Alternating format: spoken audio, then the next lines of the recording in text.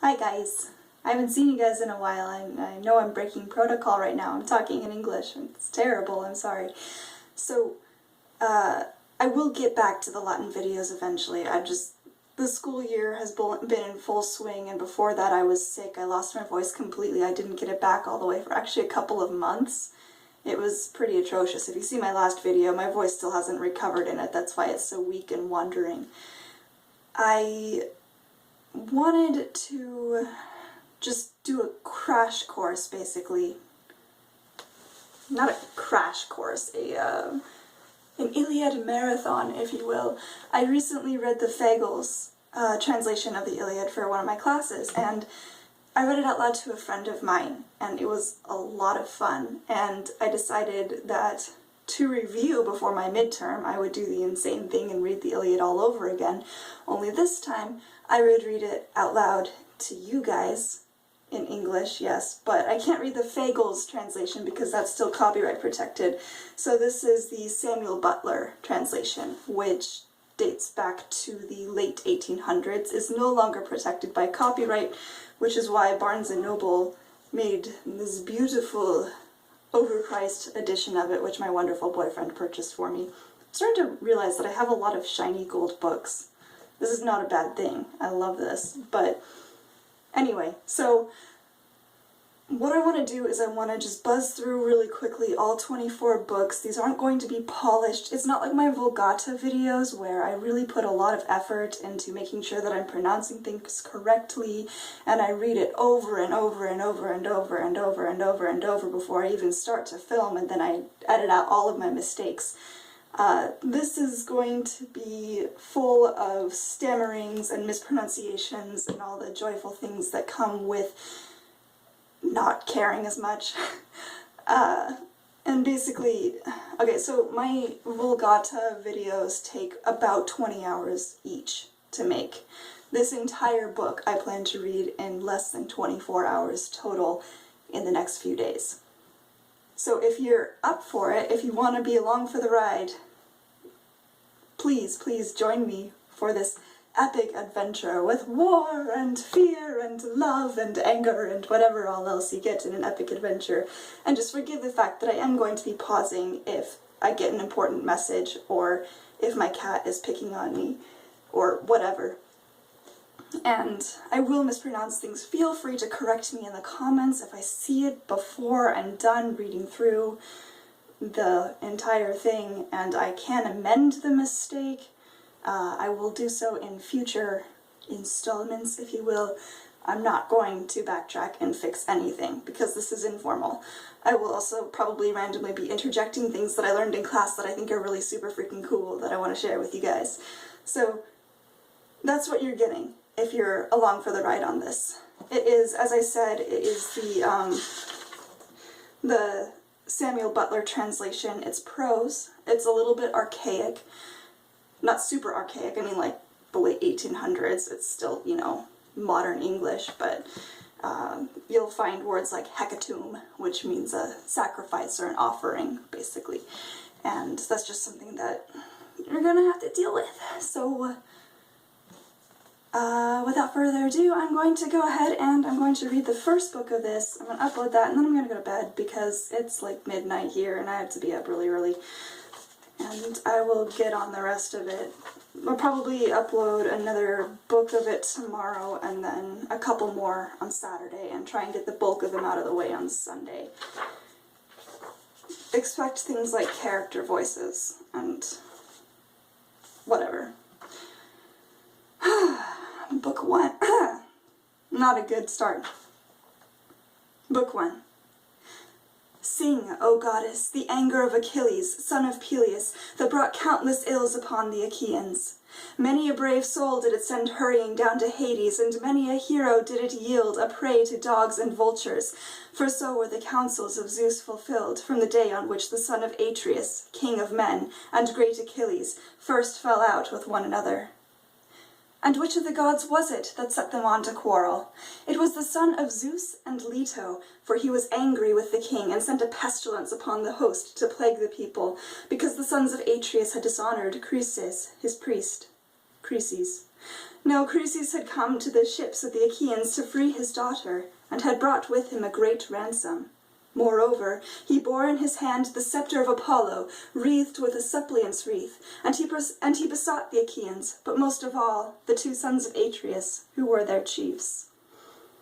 "Sons of Atreus," he cried, "and all other Achaeans, may the gods who dwell in Olympus grant you to sack the city of Priam and to reach your homes in safety. But free my daughter and accept a ransom for her, in reverence to Apollo, son of Zeus." On this, the rest of the Achaeans, with one voice, were for respecting the priest and taking the ransom that he offered. But not so Agamemnon, who spoke fiercely to him and sent him roughly away. "Old man," said he, "let me not find you tarrying about our ships, nor yet coming hereafter. Your scepter of the gods and your wreath shall profit you nothing. I will not free her. She shall grow old in my house at Argos, far from her own home, busying herself with her loom, and visiting my couch. So go, and do not provoke me, or it shall be the worse for you." The old man feared him, and obeyed. Not a word he spoke, but went by the shore of the sounding sea, and prayed apart to King Apollo, whom lovely Leto had borne. "Hear me," he cried, "O god of the silver bow, that protectest Chryse and holy Silius, and rulest Tenedos with thy might. Hear me, O thou of Sminthe. If I have ever decked your temple with garlands, or burned your thigh bones in fat of bulls or goats, grant my prayer, and let your arrows avenge these my tears, upon the Danaans." Thus did he pray, and Apollo heard his prayer. He came down furious from the summits of Olympus, with his bow and his quiver upon his shoulder, and the arrows rattled on his back with the rage that trembled within him. He sat himself down away from the ships, with a face as dark as night, and his silver bow rang death as he shot his arrow in the midst of them. First he smote their mules and their hounds, but presently he aimed his shafts at the people themselves, and all day long the pyres of the dead were burning. For 9 whole days he shot his arrows among the people, but upon the 10th day Achilles called them in assembly, moved thereto by Hera, who saw the Achaeans in their death throes and had compassion upon them. Then, when they were got together, he rose and spoke among them. "Sons of Atreus," said he, "I deemed that we should not turn roving home if we would escape destruction. I deem that we should now turn roving home if we would escape destruction, for we are being cut down by war and pestilence at once. Let us ask some priest or prophet, or some reader of dreams, for dreams, too, are of Zeus, who can tell us why Phoebus Apollo is so angry, and say whether it is for some vow that we have broken, or hecatomb that we have not offered, and whether he will accept the savor of lambs and goats without blemish, so as to take away the plague from us."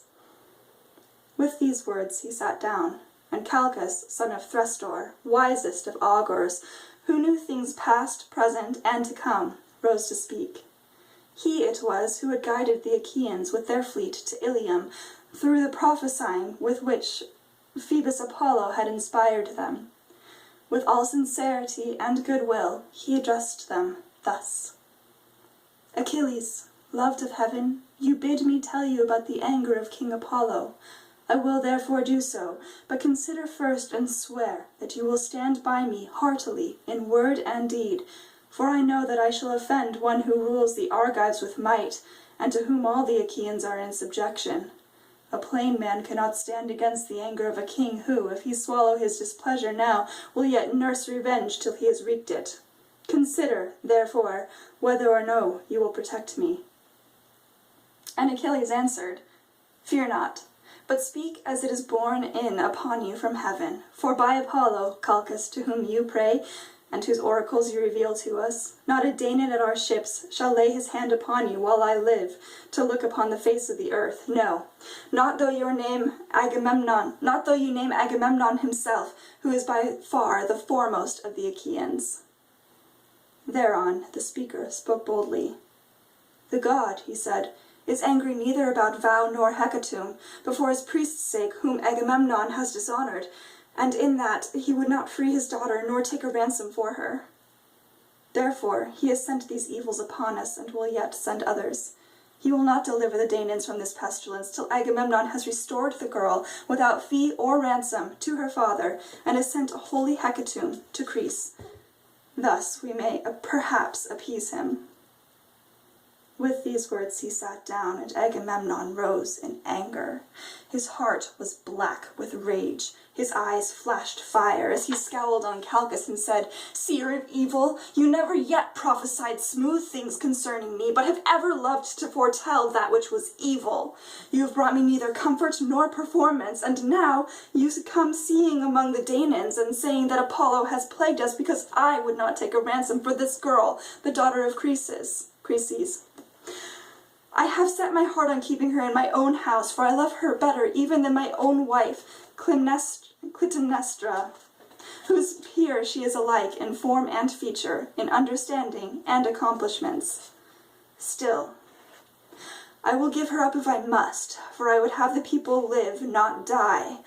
But you must find me a prize instead, or I alone among the Argives shall be without one.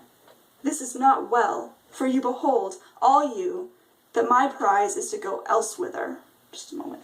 Raphael, stop. Out. Good boy. Raphael's the name of my cat. No, he's not named after the Teenage Mutant Ninja Turtle or the painter. He's named after the Archangel, for he is fancy. No, I just wanted a biblical name for him. Anyway, I don't think Raphael's actually in the Bible. I think he's in the Apocrypha, but that's it. I digress. And Achilles answered, "Most noble son of Atreus, covetous beyond all mankind, how shall the Achaeans find you another prize? We have no common store from which to take one. Those we took from the city have been awarded. We cannot disallow the awards that have been made already. Give this girl, therefore, to the god, and if ever Zeus grants us to sack the city of Troy, we will requite you 3- and 4-fold. Then Agamemnon said, "Achilles, valiant though you be, you shall not thus outwit me. You shall not overreach, and you shall not persuade me. Are you to keep your own prize while I sit tamely under my loss and give up the girl at your bidding? Let the Achaeans find me a prize in fair exchange to my liking, or I will come and take your own, or that of Ajax, or of Odysseus, and he to whomsoever I may come shall rue my coming. But of this we will take thought hereafter. For the present, let us draw a ship into the sea, and find a crew for her expressly, and let us put a hecatomb on board, and let us send Chryses also. Further, let some chief man among us be in command, either Ajax or Idomeneus, or yourself, son of Pelias, mighty warrior that you are, that we may offer sacrifice and appease the anger of the god." Achilles scowled at him and answered, "You are steeped in insolence and lust of gain. With what heart can any of the Achaeans do your bidding, either on foray or in open fighting? I came not warring here for any ill the Trojans had done me. I have no quarrel with them. They have not raided my cattle or my horses, or cut down my harvests on the rich plains of Phthia, for between me and them there is a great space, both mountain and sounding sea. We have followed you, Sir Insolence, for your pleasure, not ours, to gain satisfaction from the Trojans for your shameless self and for Menelaus. You forget this, and threaten to rob me of the prize for which I have toiled, and which the sons of the Achaeans have given me. Never when the Achaeans sack any rich city of the Trojans do I receive so good a prize as you, though it is my hands that do the better part of the fighting. When the sharing comes, your share is far the largest, and I, forsooth, must go back to my ships, take what I can get, and be thankful when my labor of fighting is done. Now, therefore, I shall go back to Phthia. It will be much better for me to return home with my ships, for I will not stay here dishonored to gather gold and substance for you." And Agamemnon answered, "Fly if you will. I shall make you no prayers to stay you. I have others here who will do me honor, and above all, Zeus, the Lord of Counsel. There is no king here so hateful to me as you are, for you are ever quarrelsome and ill-affected. What though you be brave? Was it not heaven that made you so? Go home, then, with your ships and comrades, to lord it over the Myrmidons. I care neither for you nor for your anger, and thus I will do. Since Phoebus Apollo is taking Chryseis for me, I shall send her with my ship and my followers, and I shall come to your tent and take your own prize, Chryseis, that you may learn how much stronger I am than you are, and that another may fear to set himself up as equal or comparable with me." The son of Pelias was furious, and his heart within his shaggy breast was divided whether to draw his sword, push the others aside, and kill the son of Atreus, or to restrain himself and check his anger. While he was thus in two minds, and was drawing his mighty sword from its scabbard, Athene came down from heaven, for Hera had sent her with the love she bore them both, and seized the son of Pelias by his yellow hair, visible to him only, for of the others no man could see her. Achilles turned in amaze, and by the fire that flashed from her eyes at once knew that she was Athene. "Why are you here," said he, "daughter of Aegis-bearing Zeus, to see the pride of Agamemnon, son of Atreus? Let me tell you, and it surely shall be, he shall pay for this insolence with his life." And Athene said, "I have come from heaven, if you will hear me, to bid you stay your anger. Hera has sent me, who cares for both of you alike. Cease, then, this brawling, and do not draw your sword. Rail at him if you will, and your railing will not be in vain, for I tell you, and it shall surely be, that you shall hereafter receive gifts 3 times as splendid by reason of this present insult. Hold, therefore, and obey." "Goddess," answered Achilles, "however angry a man may be, he must do as you two command him. This will be best, for the gods ever hear the prayers of him who has obeyed them." He stayed his hand on the silver hilt of his sword, and thrust it back into the scabbard, as Athene bade him. Then she went back to Olympus among the other gods, and to the house of Aegis-bearing Zeus. But the son of Pelias began again railing at the son of Atreus, for he was still in a rage. "Wine-bibber," he cried, "with the face of a dog and the heart of a hind, you never dare to go out with the host in fight, nor yet with our chosen men in ambuscade. I'm not sure.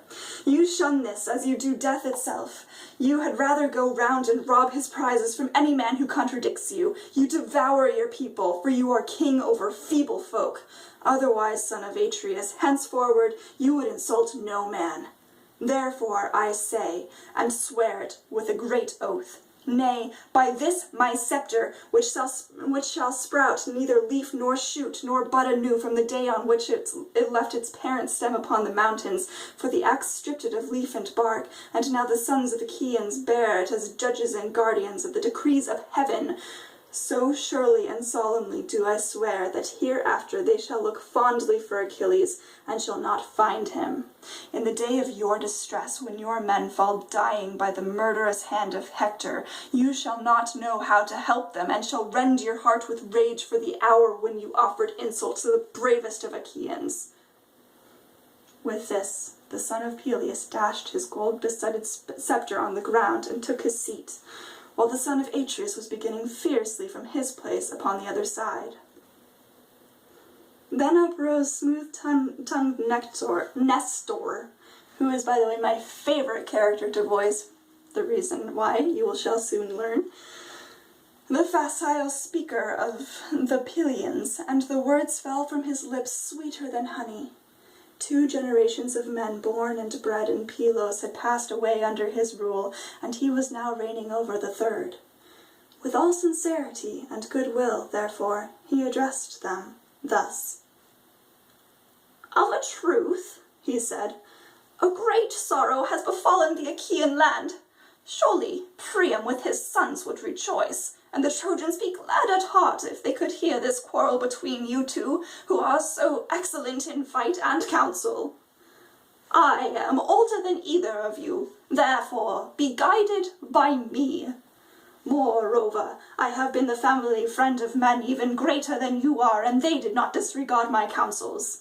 Never again can I behold such men as Pirithous and Dries, shepherd of his people, or as Caeneus, Exadius, godlike Polyphemus, and Theseus, son of Aegeus, peer of the Immortals. These were the mightiest men ever born upon this earth. Mightiest were they, and when they fought the fiercest tribes of mountain savages, they utterly overthrew them. I came from distant Pelias and went about among them, for they would have me come, and I found as it was in me to do, and I fought as it was in me to do, I should say. Not a man now living could withstand them, but they heard my words and were persuaded by them. So be it also with yourselves, for this is the more excellent way. Therefore, Agamemnon, though you be strong, take not this girl away, for the sons of the Achaeans have already given her to Achilles. And you, Achilles, strive not further with the king, for no man who by grace of Zeus wields a scepter has like honor with Agamemnon. You are strong, and have a goddess for your mother, but Agamemnon is stronger than you, for he has more people under him. Son of Atreus, check your anger, I implore you, and this quarrel with Achilles, who in the day of battle is a tower of strength to the Achaeans. And Agamemnon answered, Sir, all that you've said is true, especially the part about me being a tower of strength for the Achaeans. But this fellow must needs become our lord and master. He must be lord of all, king of all, and captain of all, and this shall hardly be. Granted that the gods have made him a great warrior, have they also given him the right to speak with railing? Achilles interrupted him. I should be a mean coward, he cried, were I to give in to you in all things. Order other people about, not me, for I shall obey no further. Furthermore, I say, and lay my sayings to your heart, I shall fight neither you nor any man about this girl, for those that take were those also that gave. But of all else that is in my ship, you shall carry away nothing by force. Try, that others may see. If you do, my spear shall be reddened with your blood. I'm just checking to make sure this thing is still going, because I've been reading for a while. Doop, doop, doop. Sorry. Okay. I don't know how much space this camera can actually hold, so it's worth it to check.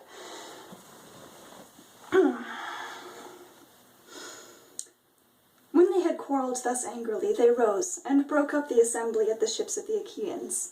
The son of Pelias went back to his tents and ships with the son of Mightiest and his company, while Agamemnon drew a vessel into the water and chose a crew of 20 oarsmen. He escorted Chryseis on board, and sent moreover a hecatomb for the god, and Odysseus went as captain. These, then, went on board and sailed their way over the sea. But the son of Atreus bade the people purify themselves. So they purified themselves and cast their filth into the sea. Then they offered hecatombs of bulls and goats without blemish on the seashore, and the smoke with the savor of their sacrifice rose curling up towards heaven. Thus did they busy themselves throughout the host. But Agamemnon did not forget the threat that he had made to Achilles, and called his trusty messengers and squires, Talthybius and Eurybates. Go, he said, to the tent of Achilles, son of Pelias. Take Chryseis by the hand and bring her hither. If he will not give her, I shall come with others and take her, which will press him harder. He charged them straightly further, and dismissed them, whereon they went their way sorrowfully by the seaside, till they came to the tents and ships of the Myrmidons. They found Achilles sitting by his tent and his ships, and ill-pleased he was when he beheld them. They stood fearfully and reverently before him, and never a word did they speak, but he knew them and said, Welcome, heralds, messengers of gods and men. Draw near. My quarrel is not with you, but with Agamemnon, who has sent you for the girl Chryseis. Therefore, Patroclus, bring her, and give her to them.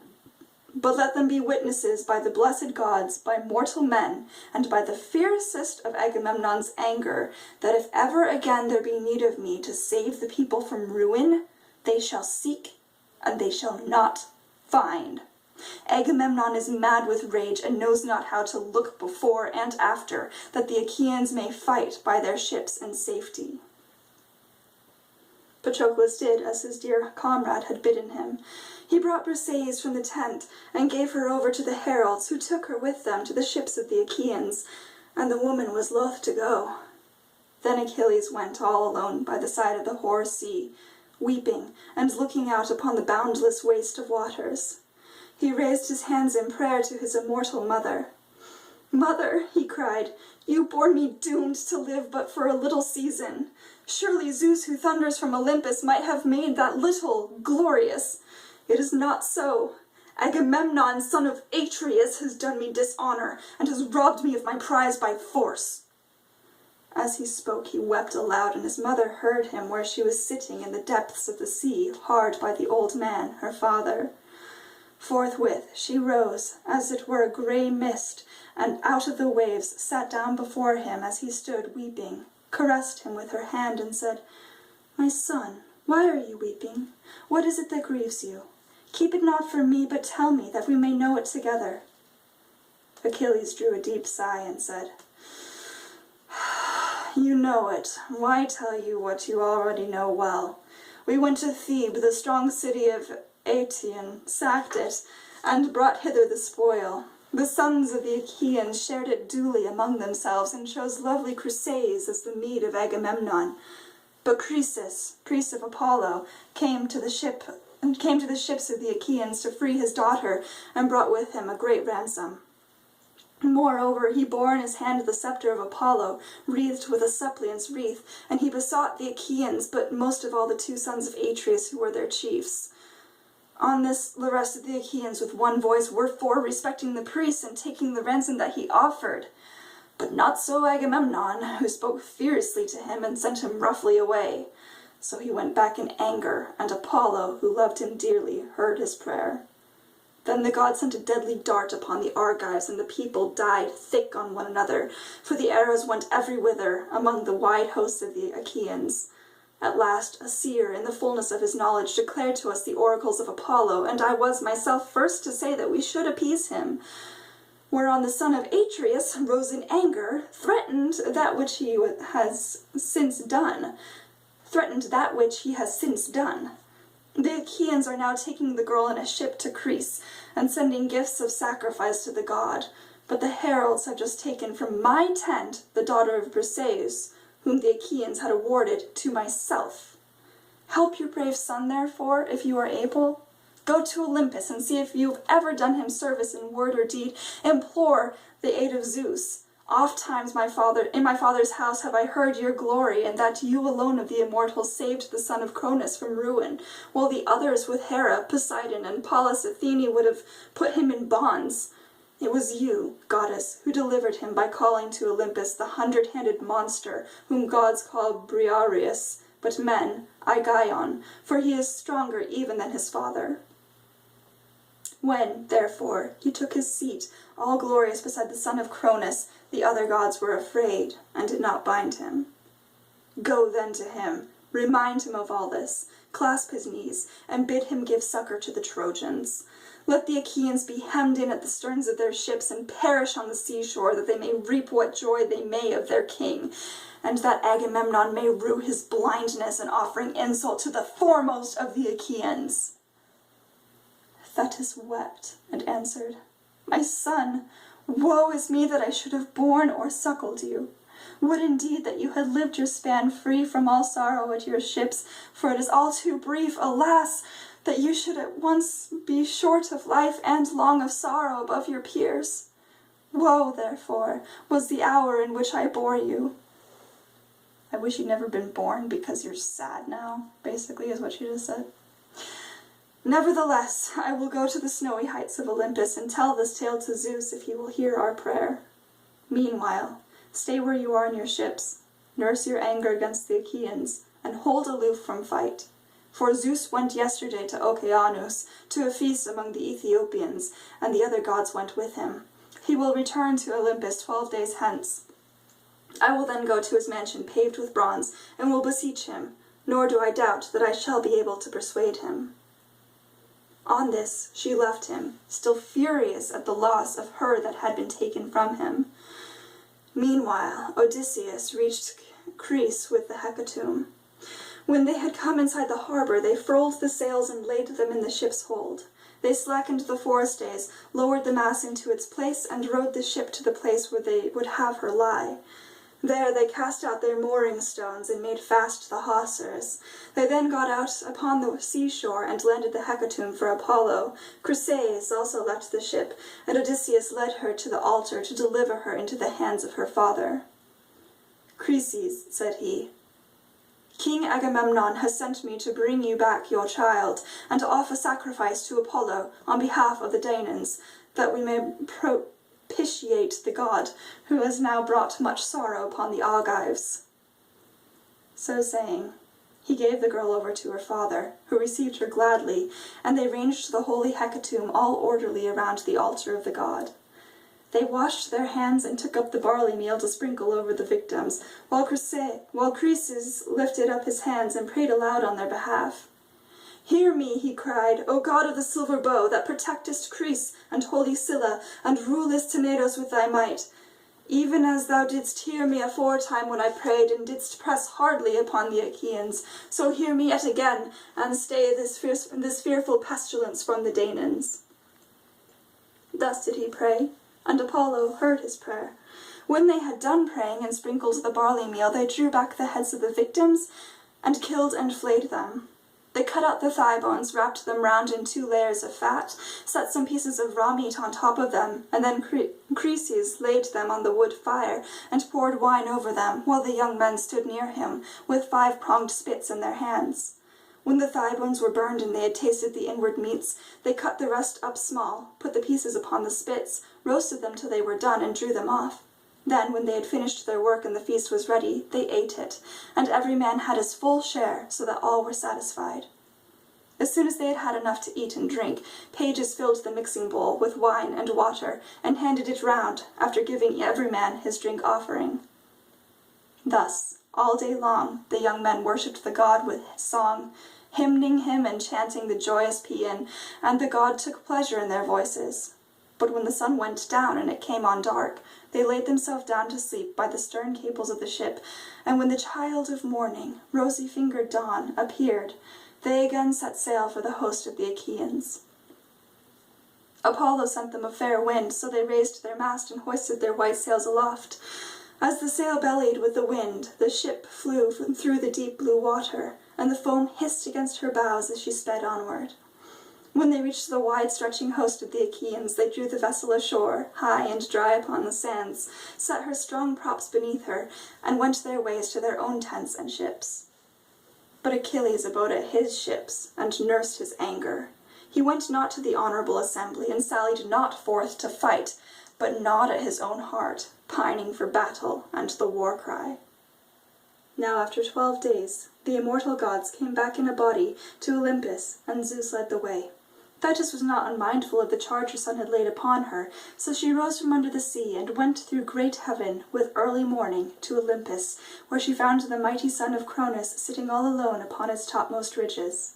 She sat herself down before him, and with her left hand seized his knees, while with her right hand she caught him under the chin, and besought him, saying, "Father Zeus, if I ever did you service in word or deed among the immortals, hear my prayer, and do honor to my son, whose life is to be cut short so early. King Agamemnon has dishonored him by taking his prize and keeping her. Honor him then yourself, Olympian lord of counsel, and grant victory to the Trojans, till the Achaeans give my son his due, and load him with riches in requital." Zeus sat for a while silent and without a word, but Thetis still kept firm hold of his knees, and besought him a second time.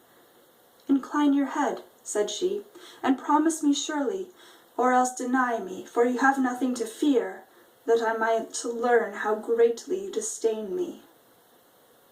At this, Zeus was much troubled, and answered, "I shall have trouble if you set me quarreling with Hera, for she will provoke me with her haunting speeches. Even now she was always railing at me before the other gods, and accusing me of giving aid to the Trojans. Go back now, lest she should find out. I will consider the matter, and will bring it about as you wish. See, I incline my head, that you may believe me. This is the most solemn token that I can give to any god. I never recall my word, or deceive, or fail to do what I say, when I have nodded my head." As he spoke, the son of Cronus bowed his dark brows, and the ambrosial locks swayed on his immortal head, till vast Olympus reeled. When the pair had thus laid their plans, they parted, Zeus to his own house, while the goddess quitted the splendor of Olympus and plunged into the depths of the sea. The gods rose from their seats before the coming of their sire. Not one of them dared to remain sitting, but all stood up as he came among them. There, then, he took his seat. But Hera, when she saw him, knew that he and the old merman's daughter, silver-footed Thetis, had been hatching mischief, so she at once began to upbraid him. "Trickster," she cried, "which of the gods have you been taking into your counsels now? You are always settling matters in secret, behind my back, and have never yet told me, if you could help it, one word of your intentions."